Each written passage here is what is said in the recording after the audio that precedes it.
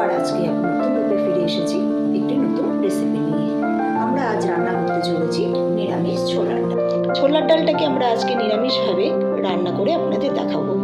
যার জন্য আমরা নিয়ে নিয়েছি টমেটো পেস্ট, কুচি করা নারকেল, দুটো শুকনো লঙ্কা, গোটা গরম মশলা আর দুটো তেজপাতা। আর আমরা নিয়ে নিয়েছি আদা, কাঁচা লঙ্কা ও জিরে একসাথে পেস্ট করে নিয়ে নিয়েছি। এর মধ্যে আমরা আরেকটু অ্যাড করে নিয়েছি কিছু সেদ্ধ আলু। এখন আমরা একটু তেল নিয়ে কড়াইতে তেলটাকে ভালো করে গরম করে নিয়েছি। তারপর আমরা ফোড়নের জন্য দিয়ে দিচ্ছি সামান্য গোটা জিরে, তেজপাতা, দুটো শুকনো লঙ্কা ও গোটা গরম মশলা। এবার আমরা দিয়ে দিলাম নারকেল কুচি। নারকেল কুচিটাকে আমরা হালকা করে লাল করে ভেজে নেব। দেখুন আমাদের নারকেলগুলো ভাজা হয়ে গেছে।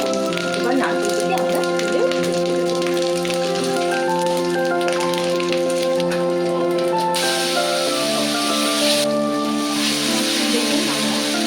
লাল হয়ে গেছে।